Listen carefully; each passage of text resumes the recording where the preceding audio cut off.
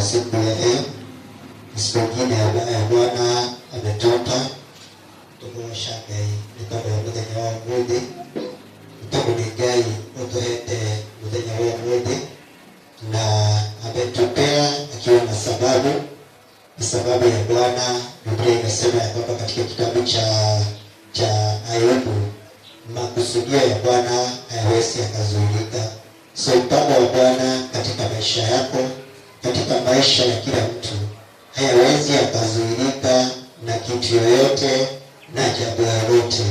Ile jambo tu linaweza fanyika ni wakati mpango ya Bwana ama Bwana anataka kutimiza mipango yake katika maisha yako ama katika maisha ya jamii yako. Mtu anakosa kucooperate ama mtu anakosa kuungana pamoja na Mungu na ili makusudio ya Bwana yatimie. Lakini makusudio ya Bwana hayawezi yakazuiliwa. Na wakati mtu mmoja anakosa kufanya makusudio ya Bwana, Bwana huwa anapea mtu mwingine anafanya yale mambo. Na hakuna siku hata moja Bwana atakosa kufanya lile jambo amekosa, kwa sababu maybe amekosa wafanyikazi, kwa sababu maybe amekosa mtu wa kusimama kwenye gari. Lakini Bwana anaweza tumia kitu yoyote ama jambo lolote atimize makusudio yake.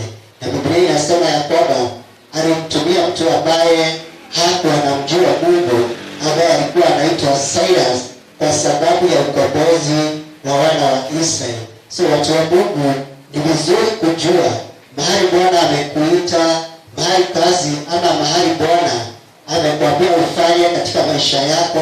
Usimame mahali pale na ili Bwana akafanye kazi na akatumie kadri ya mapenzi yake. Nataka tuingie katika neno la Bwana siku ya leo. Ninataka tuangalie historia ama hadithi ya mtu alikuwa anaitwa Abraham na Hagai. Na sana nataka tuangalie mtu anaitwa Hagai. Na Biblia inasema ya kwamba wakati Abraham alienda katika nchi ya Kana, kukawa kuko na famine ama kukawa kuko na njaa. Na wakati kulikuwa na njaa, Abraham wakati huo hakuwa amebadilishwa jina, alikuwa anaitwa Abraham. Wakati kulikuwa na kiangazi, Abraham akatoka katika nchi ya Kana na akaenda katika nchi ya Egypt ama nchi ya Misri. Na wakati alienda katika nchi ya Misri, akaenda akakaa mahali pale. Na wakati alikaa, Biblia inasema ya kwamba mfalme akaona bibi yake na akaona ni mrembo na akamchukua akuwe bibi yake. Lakini wakati alimchukua, Bwana akaingilia ama Mungu akaingilia lile jambo. Na wakati mfalme alijua ya kwamba huyo ni bibi ya mtu, akaita Abraham na akamuuliza kwa nini amemdanganya na kwa nini alimdanganya. Huyo alikuwa ni sister yake. Lakini Biblia inatuambia ya kwamba wakati yule mfalme alikuwa anamwachia Abraham, akambariki na mali nyingi sana, akampea vitu ambazo alitoka nazo kutoka Misri na akaenda nazo. Na Biblia inatuambia ya kwamba wakati alikuwa anaondoka, akaondoka na msichana mmoja ambaye alikuwa anaitwa Hagai ama alikuwa anaitwa Hagai. Na wakati alienda na Hagai akawa mfanyikazi wa mama ama wa mke wa Abraham ambaye alikuwa anaitwa Sarai wakati ule. Na wakati huu Mungu hajabadilishia Abraham jina, bado anaitwa Abraham baba. Lakini Mungu hajabadilishia jina ya kumuita Abraham baba ya mataifa. Na so Abraham akawa wakati huu Bwana amemnenea, ametoka katika nchi ya kwao, nchi ya Ur of Chaldean. Ametoka huko na amemfuata Mungu ambaye baba zao hawakuwa wanamuomba, Mungu ambaye hakuwa amemuona na macho macho, kwa sababu katika nchi yao, nchi ya Wakaldei, walikuwa na abudu miungu migeni, ama walikuwa kuna miungu ambayo ile walikuwa na abudu ni miungu ile walikuwa naona na macho, na ni kitu ambacho walikuwa naona. Lakini mtu alikuwa anaitwa Abraham akasikia sauti ya Bwana, akasikia sauti na akatii, akafuata ile sauti, hata kama hakuwa amekutana na huyu Mungu ambaye anaishi, hata kama hakuwa anakutana, hakuwa ameambiwa mambo ya Mungu ambaye huwa anaishi. Na ndio maana ya kwamba Abraham hata kama hakuwa anajua mambo ya imani, akaondoka kwa imani, akafuata Mungu ambaye hata hana habari naye, hajafundishwa juu yake. Akaacha Mungu ambaye anaona na macho, na sasa anafuata Mungu ambaye haoni na macho, ni kusikia tu, anasikia sauti yake, ama anamzuona tu kupitia ndoto. Na tuko katika masiku ambazo watu wanataka kuona Mungu kwa macho, wanataka kuona vitu kwa macho ili wamwamini Bwana. Na Biblia inatuambia ya kwamba Abraham ndiye baba wetu wa imani, na sio kama tunataka kumfuata Mungu, lazima tumfuate Mungu kwa imani, bila kukuwa na vitu katika maisha yetu ambazo zinaweza tuconnect kwa Mungu, ambazo zinaweza tufikisha kwa Mungu, vitu ambazo tumejiwekea, vitu ambazo tunaweza ona ziko na access ya kuingia kwa Mungu. Na sio Biblia inatuambia ya kwamba Abraham, wacha tutumie jina Abraham kwa sababu tunajua sana.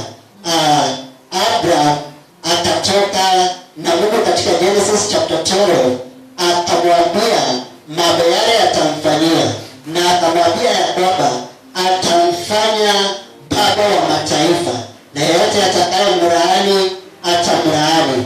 Na katika chapter 16, Abraham wakiwa na bibi yake, ama bibi yake alikuwa anaitwa Sarai, akaona ya kwamba amekaa sana na miaka yake imesonga, na Mungu aliwaahidi ya kwamba atawapa mataifa ama atawapatia mtoto, lakini bado hawajapata mtoto. Miaka imesonga, siku zimeenda. So Abraham ama Sarai akamwambia Abraham ya kwamba atampea msichana wake ambaye anaitwa Hagai, aende na yeye na ili apate mtoto, ili Sarai awe na urithi, ama ili Sarai asikose watoto katika maisha yake. Na Abraham hakukataa yale maneno, na akakubali, akachukua Sarai, akachukua Hagai, na Hagai akafunga mimba ama akapata mimba. Na Biblia inatuambia ya kwamba wakati Sarai aliona ya kwamba Abraham ama Hagai amepata mimba na ameanza kumdharau, ameanza kudharau Sarai, kwa sababu sasa amepata mimba na yeye Sarai hajapata mimba. Na so akaenda kwa Abraham na akapia Abraham ya kwamba anataka sasa huyu msichana aondoke. Na Abraham akamwambia afanye kile anataka na huyo msichana, kwa sababu ako mikononi mwake. Na Biblia inatuambia katika Genesis chapter 16 from verse 5, Biblia inasema hivi: Then Sarai said to Abraham, My Lord be upon you. I give you my maid into your embrace. And when she saw that she had conceived, I became a despised in her eye. The Lord judged between you and me. So Abraham said to Sarai, Indeed, your maid is in your hand. Do to her as you please. And when Sarai dealt harshly with her, she fled from her presence. From verse 7, na ndio nataka tuangalie sana. Na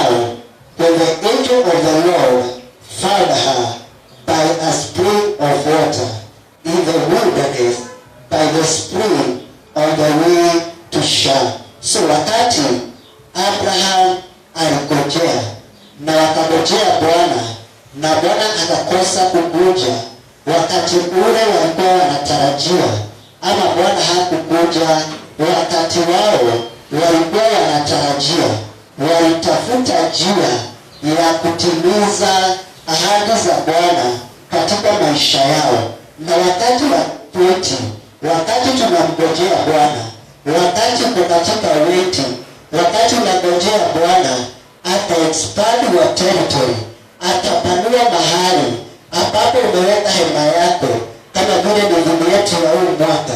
Wakati unamngojea Bwana, wakati huo ni wakati mzuri sana wa kujiangalia, na ili usifanye makosa wakati huo, kwa sababu unaweza fanya makosa wakati huo, na hiyo makosa ikuwe na gharama kubwa sana hata kuliko vile ungengojea, na tutaona baadaye.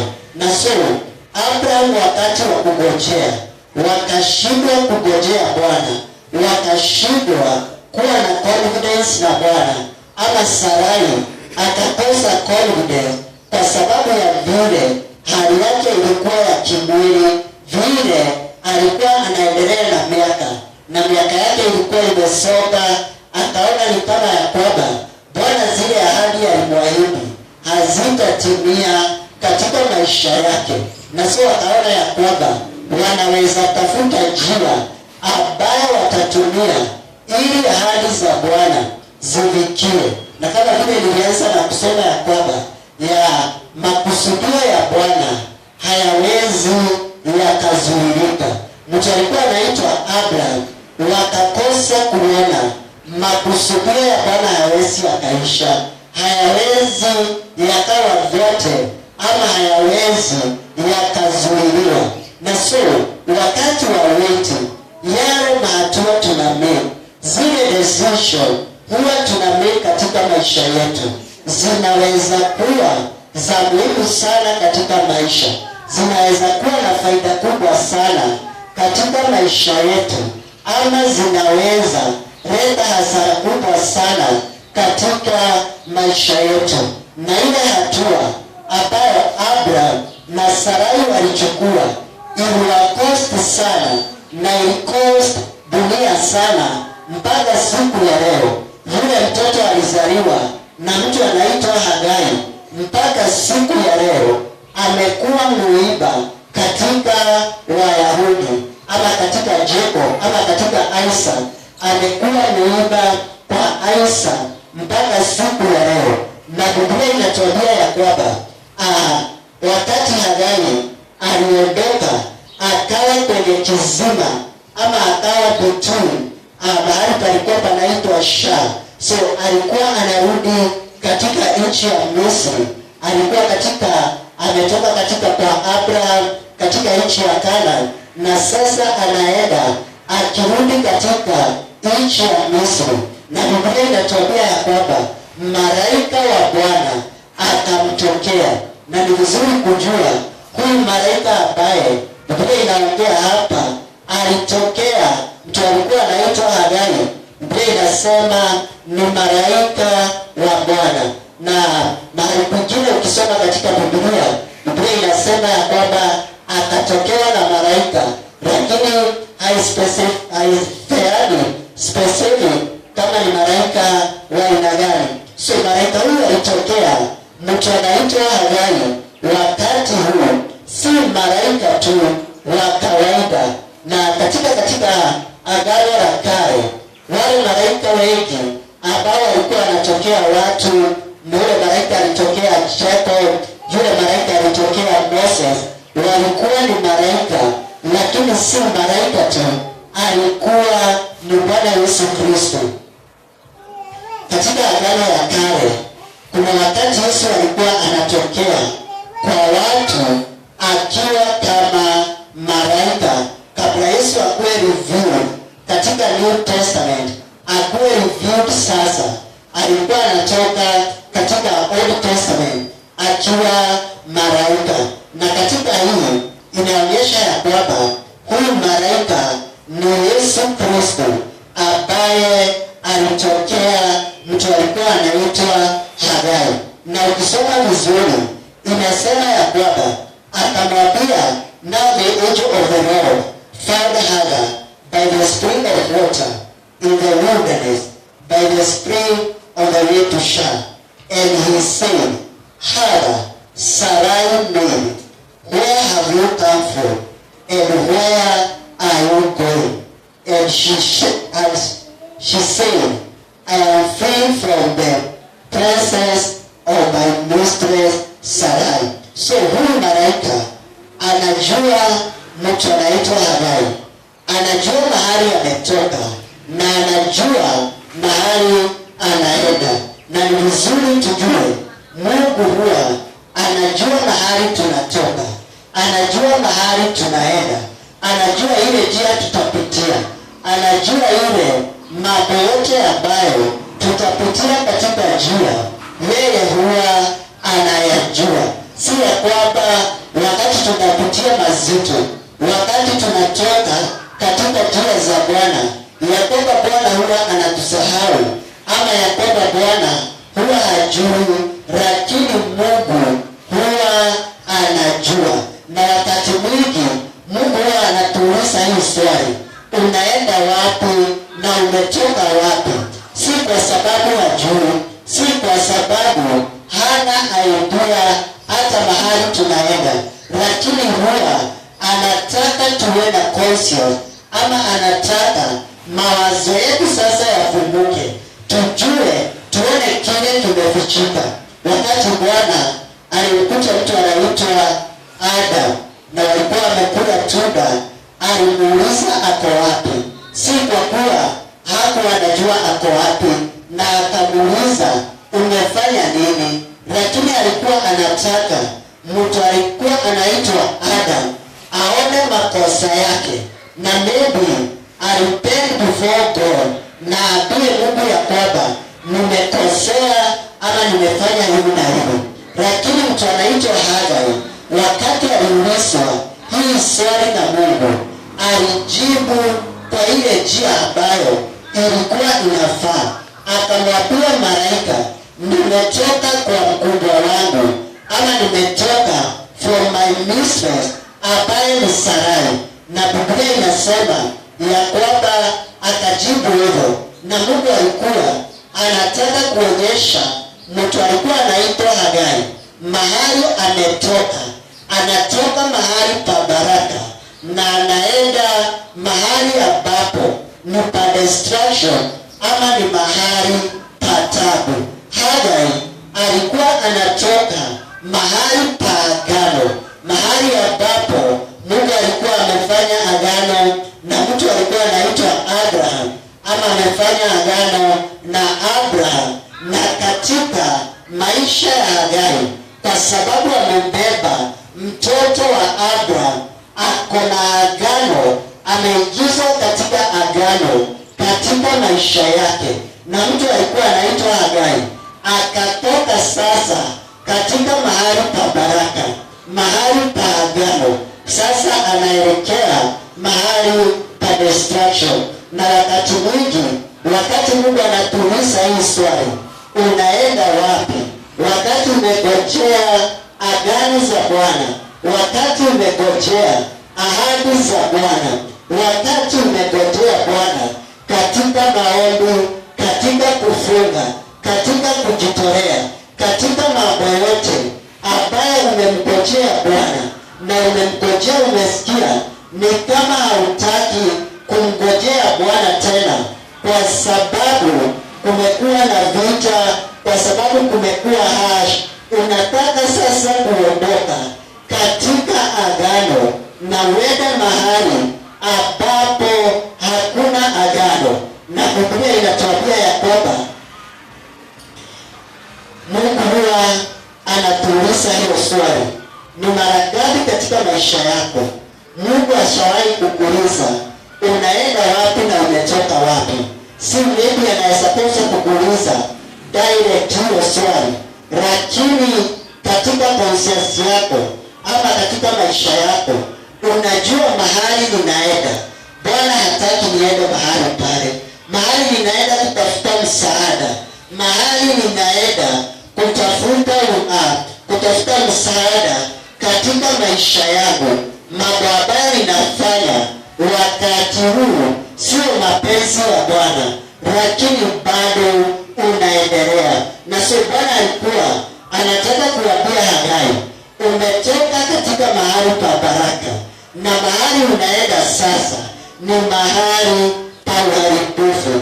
Lakini hata katika ile hali Bwana bado alimkumbuka Hagai, kwa sababu alikuwa amebeba mtoto wa agano, mtoto ambaye Bwana alikuwa amemwambia Abraham amebeba mataifa, na chochote Abraham alikuwa amebeba na yote alikuwa ameitanishwa na Abraham, alikuwa ameingizwa katika agano ambalo Mungu alikuwa amefanya na Abraham. Na so malaika wa Bwana akamwambia, so the angel of the Lord said to her, return to your mistress and submit yourself at her hand. So Biblia inatuambia ya kwamba Bwana akamwambia mtu anaitwa Hagai arudi kwa mtu anaitwa Sarai.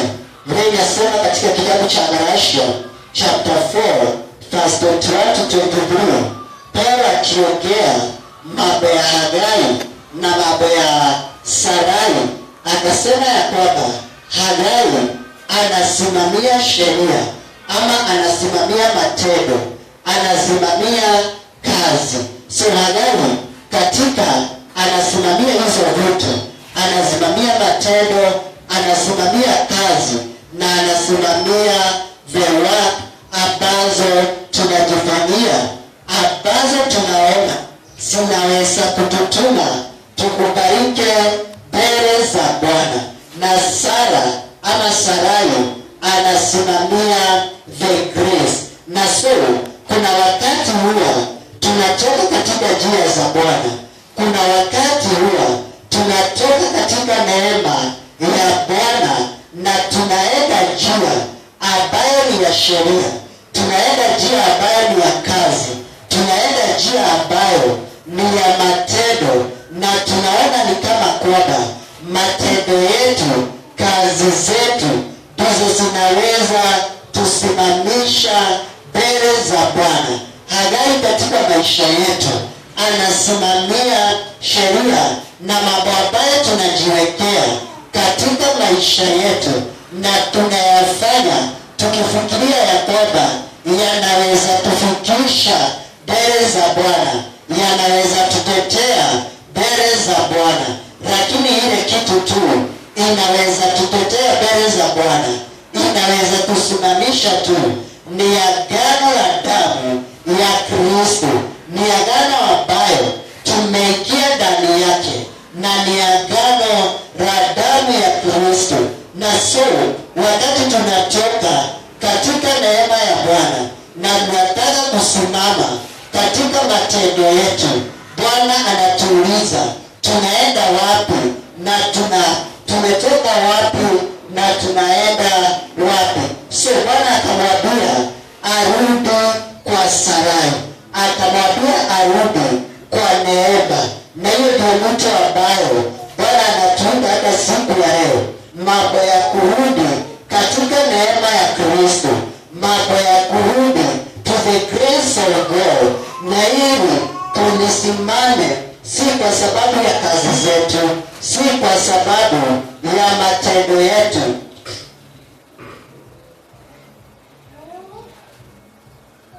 lakini ni kwa sababu ya neema. Na hiyo ndio mwito Bwana anatuita siku ya leo, turudi katika neema ya Kristo, turudi katika msalaba wa Kristo, turudi katika matendo na ile kazi ambayo Yesu alimaliza. Na tukirudi mahali ambapo kuna agano, tutarudi kwenye baraka za Bwana, tutarudi kwenye ahadi za Yesu, na ahadi za Mungu zitatusimamisha katika maisha yetu. Na so malaika akamwambia Hagai arudi kwa Sarai ambaye ni neema kulingana na vile Revelation 4:21-23. Na siku ya leo wapendwa, wacheni turudi katika neema ya Bwana. Tuache kuona kazi zetu, tuache kuona matendo yetu, lakini tukikumbuka ile kazi ya msalaba, tukikumbuka tuko katika agano la Kristo, tukikumbuka damu ya Kristo ambayo ilimwagika, ambayo imemwagika na ambayo imewekwa katika mercy seat of God, tukikumbuka hiyo agano, ndio tunaweza enda mbele za Bwana nayo na tumrudie Jehova, tumrudie Mungu kwa njia ya kunyenyekea. Na Biblia inasema akaambiwa arudi na submit ama anyenyekee. Na hiyo ni kutuambia ya kwamba turudi katika neema ya Kristo, turudi katika kazi ambayo ilimalizika ya msalaba, na tukirudi tunyenyekee mahali pale. Tuache kuona kazi zile tumejifanyia, matendo yale tumefanya, bidii ile tumekuwa nayo, lakini tuone tu hatufai kuwa mahali pale, lakini tumerudishwa kwa sababu ya ile agano ambayo Mungu akonayo na sisi kupitia Kristo Yesu.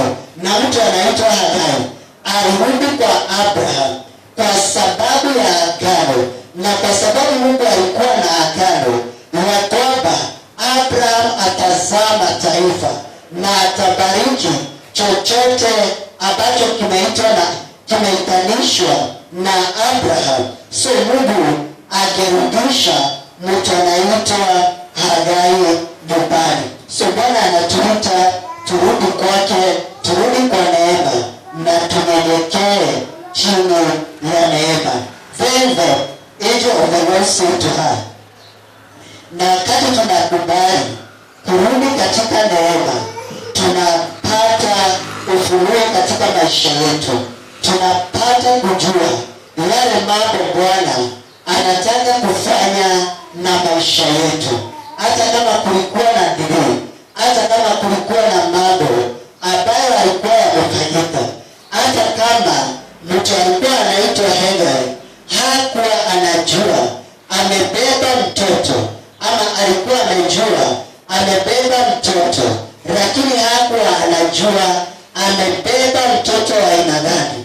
Lakini wakati alikubali kurudi katika neema, Bwana akamwonyesha neema, akampatia sasa ufunuo katika maisha yake, akamwambia amebeba mtoto wa aina gani, na yule mtoto amebeba atakuwa namna gani. Na wakati tutarudi na tunyenyekee katika neema ya Kristo, tunyenyekee katika agano la damu ya Kristo, Bwana atayafunua maisha yetu, na hata ile hali ngumu ambayo tunapitia, hata yale mambo mazito ambayo tunayapitia, Bwana atatupatia mwangaza juu ya hayo mambo. Bwana atatupatia ufunuo juu ya hayo mambo, kwa maana Bwana akamwambia Hagai amebeba mtoto wa kiume, na yule mtoto ataitwa Ishmael. Na Ishmael ni kusoma God here, ama ni kusoma Mungu huwa anasikia. Akamwambia vile atakuwa taifa kubwa, na atakuwa mtoto ambaye atakuwa ni taifa kubwa. So wapendwa, wacheni tukubali kunyenyekea chini ya neema ya Kristo. Tusisimame na mambo ambayo ni kazi, ni sheria. Tusikue guilty ya kuona ya kwamba kwa sababu Bwana amekaria ya ile mambo aliniahidi ni kama hatakuja, lakini tujue ya kwamba Bwana atakuja katika maisha yetu.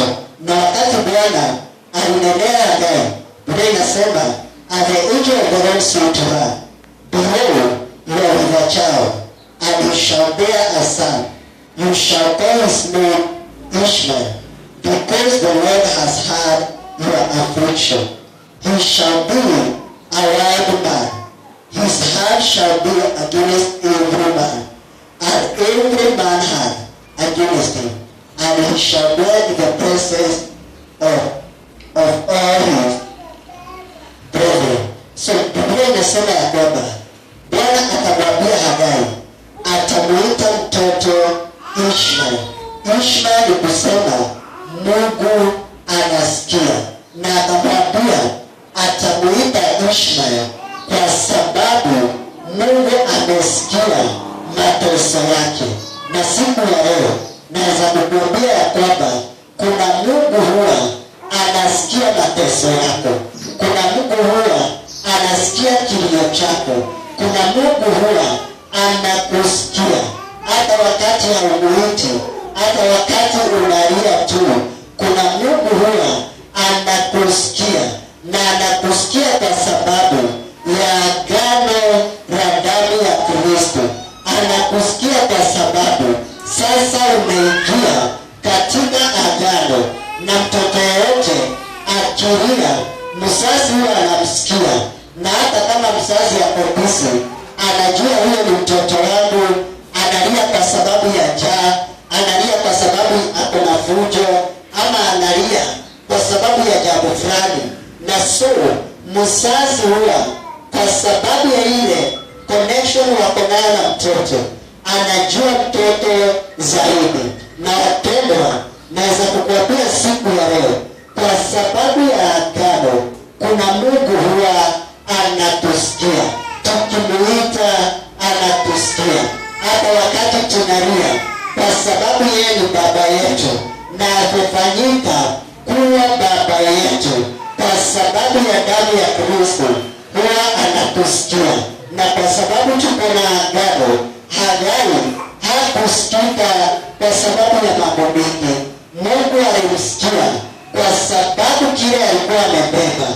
Alikuwa amebeba mtoto wa ahadi, mtoto ambaye amezaliwa na mtu ako na agano na Mungu. Na sio Biblia ikasema ya kwamba naye Hagai akaongea akasema hivyo, there she called the name of the Lord who spoke to her, you are the God who sees. For he said, I have seen also here. Have I also here seen him who saw me? Therefore, the well was called the Berlahim. Observe, it is between Kadesh and Beren. So, Biblia inasema ya kwamba wakati Hagai aliona vile Mungu amemtembelea, akaona hii haiwezi kuwa kitu kingine, hii inaweza kuwa tu neema. Ni neema tu, inaweza kuwa Mungu amekumbuka mjakazi, mtu ambaye ni Mmisri, mtu ambaye hana agano la Mungu, lakini kwa sababu ya neema Bwana akamkumbuka. Na Hagai akasema, sasa nimemuona Mungu ambaye huwa anaona. Na ile kisima kikaitwa Berlahim, the God who sees. Wapendwa, kuna Mungu huwa anaona, kuna Mungu huwa anasikia, na Biblia imesema na huwa pia anaona. Hagai atarudi kwa sababu amekutana na Mungu ambaye huwa anaona. Hata kama yeye hakuwa mtu ambaye alikuwa amefaa Mungu amuone, kwa sababu ya damu na kwa sababu ya agano ya Abraham ambaye alikuwa nayo, na kile alikuwa amebeba kilikuwa na agano. Bwana akamkumbuka, hata ingawa haikuwa ni mapenzi ya Bwana Hagai abebe huyo mtoto, na hakuwa ni mpango wa Bwana Hagai abebe huyo mtoto, ilikuwa ni mpango wa Abraham. Lakini kwa sababu Abraham alikuwa na ahadi na Bwana, na hapo ndio tunastahili kuwa makini sana, kwa sababu chochote tunafanya, kwa sababu sisi tuko na ahadi na tuko na covenant na Bwana.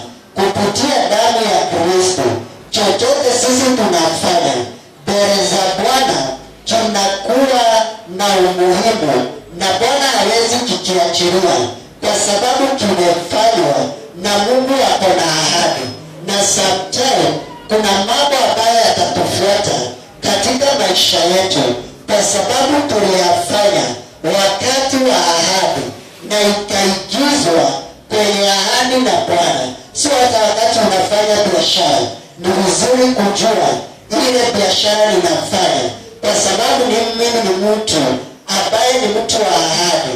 Niko na covenant na Bwana, niko na agano na Mungu. Hata biashara yangu inaingia katika agano, hata watoto wangu wanaingia katika agano, hata shamba langu kama ni kulima unalima, unajua inaingia katika agano. Na so wakati wowote mahali popote huko kuna Mungu ambaye huwa anataka kukurudisha katika njia ya agano, katika njia ambayo ukiliitia jina la Bwana na useme, na sasa nimemuona Mungu ambaye huwa anaona, na akasema mambo mawili yalifanyika kwa Hagai, akasita mtoto wake, the God who hears, na Hagai akasema nimemuona Mungu ambaye anaona. Na so katika maisha yetu kuna Mungu ambaye anasikia. Kitabu cha Isaia kinasema ya kwamba he is not deaf, masikio yake si kiziwi na macho yake sio kipofu, ya kwamba anaweza kosa kuona. So mahali popote tunaenda, kazi zozote tunafanya, mambo yote tunafanya, ni vizuri katika akili zetu na katika mambo yote tunajua ya kwamba kuna Mungu anaona na kuna Mungu huwa anasikia. Tukimuita anasikia, tukitembea anatuona, tukiwa kwa shimo bado huwa anatuona. Wakati Yakobo, Joseph alikuwa kwenye shimo, Mungu bado alikuwa anamuona. Na hata katika shimo mapenzi ya Bwana hayakuwa yameisha, kwa sababu ya Joseph alikuwa ni mtoto wa ahadi ambaye alikuwa amezaliwa kwenye agano la Abraham. Na sisi kwa sababu tumezaliwa kwenye agano la damu ya Kristo, tunaweza kuwa na ujasiri. Tuko na Baba ambaye anatuona, tuko na Baba ambaye anasikia, na huwa anaangalia every detail ya maisha yetu. Hata yale dogo namna gani huwa hayapiti mbele zake tu hivyo, lakini huwa anaona na huwa anayajibu. So wakati tuko mahali hapa, tujue ya kwamba vile Biblia imesema Hagai anasimamia sheria naye, lakini hata katika sheria Bwana alimuonyesha neema. Na ninaomba ya kwamba siku ya leo, may the Lord show us grace. Bwana akatuonyeshe neema katika maisha yetu.